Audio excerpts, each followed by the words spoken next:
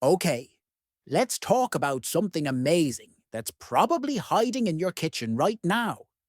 It's in your favorite snacks, your soup mixes, maybe even your pancake mix. It's a little piece of food, science magic that gives us one of the best flavors in the world, but in a form you'd never expect. And it all starts with a simple question. Seriously, think about it.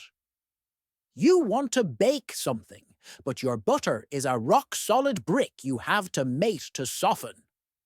Or imagine you're a giant food company trying to mix literal tons of cold, lumpy butter into a dry seasoning. It's a nightmare. You've got spoilage, the cost of refrigeration, the mess. It's just a huge hassle. And figuring out a way around that is where our story really gets interesting.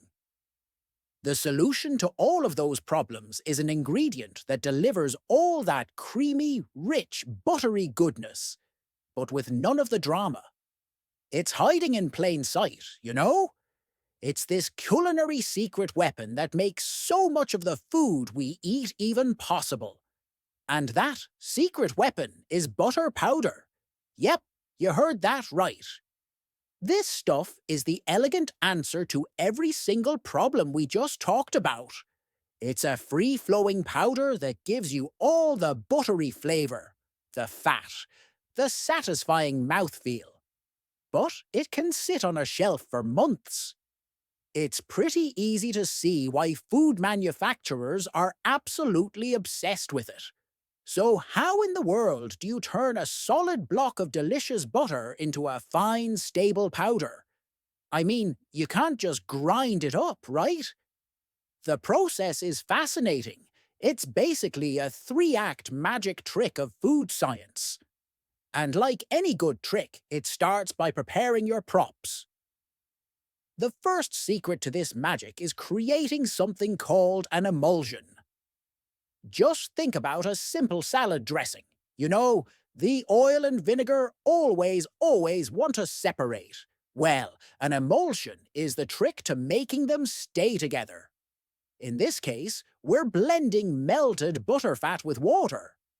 And the secret ingredients, the peacemakers, are these special carrier materials that hold the whole thing together. And here are the three main steps of the performance. Act 1. Create the potion. You melt the butterfat and blend it with water, and those all-important carrier materials. Act 2. Homogenize. This is where you blast it under incredible pressure, shrinking the fat droplets until they're unbelievably tiny.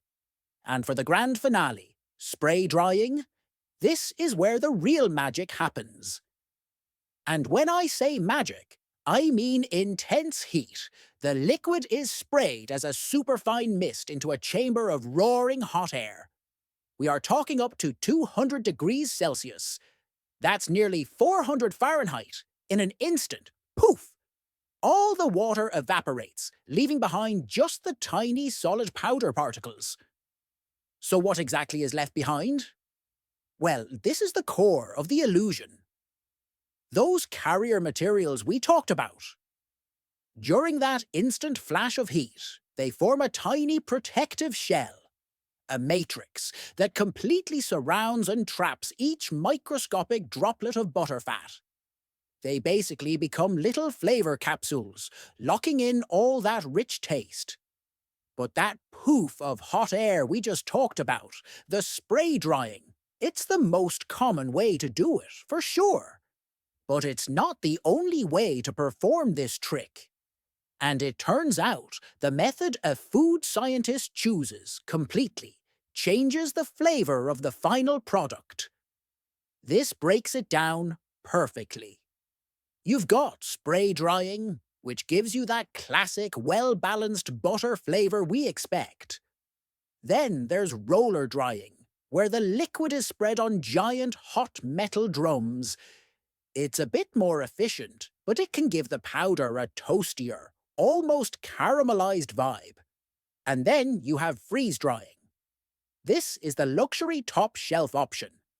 It uses a vacuum to freeze the water right out, which preserves the freshest possible flavour.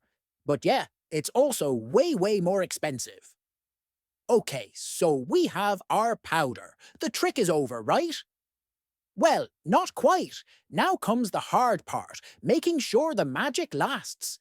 You see, this brand new powder has to be protected from the dangers of the outside world. Our powder has two major enemies. First is oxidation.